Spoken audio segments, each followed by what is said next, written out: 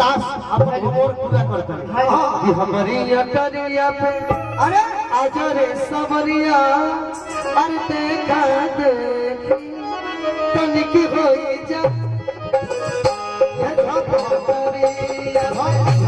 अजरे सबरिया देखा देखी भैया हमारा नहीं भैया ये अपना अंदाज में बजेंगे भैया हमारी अटरिया ना ना ना ठुमरी हो ठुमरी कहल देखो बदल दो रसबात के तबला के सरनाम कहले बड़े झोप गावे के बाद तीनों जना के झोप गावे के फोन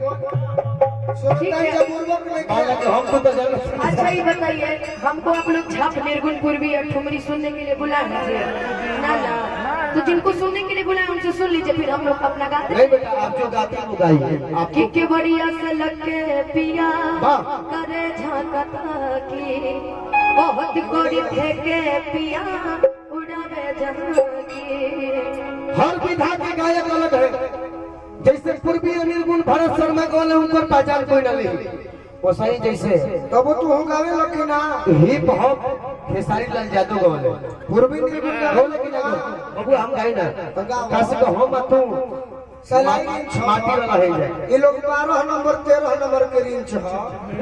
स्कॉर्पियो बोलेरो ट्रैक्टर के बाद केहू में ना लगी एक बात जान लीजिएगा कि एगो छोटी सी चींटी भी ना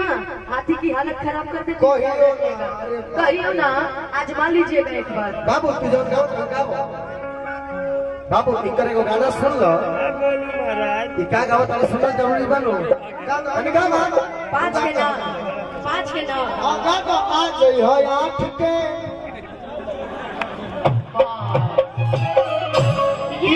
ये है हमारे गोलू राजा जी ये है हमारे अनुपमा इसीलिए कहते हैं कि हे जवान मिठाइयों खियावे ये जवान लाखों खेल यही से अरे को सब एगो ओरिजिनल हम बात कर दे ए जवान में कोनो हड्डी ना होला ए बे आदि लोग लेकिन ई जवान इतना हड्डी तुरोवे भाभी के दोनों भाई धरती छोड़ा तनी ई जवान ये जवान के चलते शरीर के मैं हड्डी टूट जाला ये चंदन आप लोग गाइए आप लोग भाई बहुत नहीं नहीं मैं मानता हूँ कि जवान मिठाइयों खियावेला दल्लातो खियावेला पानो खियावेला हम तहर के मानव बन के तहर के लोग आज हम बात के चल हम नाच के सैया के बेलल पुदीना ओकर बाद कुछ हम ना दिल न लगई हम खेसारी लाल जी के पिया घरेला तो जिया डरेला कहे तो से सजना के को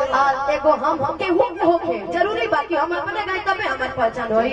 सबके वो अपने गावेला ना तू जवाब दे अच्छा रउआ देख ले हम पूरा सोशल मीडिया उठा के रउआ के कबो हमारे से कुछ बाउल न कर देवानी बाकी रउआ हमेशा सबके नीचे दिखावे के कोशिश करले बानी आज हम मंच के हमारा नीचे ही के हुआ भाई ये आपका घमंड हमारे नाम हम मंच के का नहीं हुआ घमंड ना सर्वनाश हो गया दम हो गया तो अरे हम तो नहीं करते सुना दीजिए कवन की जो हम गाय के बोल तू कह अरे यार दोनों लोग या तो बोली लो मार करके अच्छा बोल तू जाओ ना कह इनके घमंड की वजह से शायद कोई भी इनके साथ नहीं गाना चाहता तो कौन जरूरी बात तू हमारा साथ अब मुझे बुलाया जाता है मैं तो आपको भाई मानी गाना गाऊंगा मैं तो आपको शुरू से भाई मानी हूँ लेकिन आपकी बॉडिंग ऐसी है कि मैं क्या बताऊँ तो हम तो हर का करें बोलो इस तरीके से इसका मतलब आप बहन से भी ऐसे रिएक्ट करते अरे हैं नहीं हमारे नाम हो गोलू राजा और फुलालू यादव कुछ भी रहिए और दूसरा कुछ भी रहिए हमसे मतलब नहीं है चलो जात जीवन में नहीं किया कि हम भूमिहार है तो नहीं कुछ नहीं है आप गाना गाओ आप गाना गाओ अपना स्केल लगवा लो गाओ ये क्या है यानी पूर्वी गावा हाँ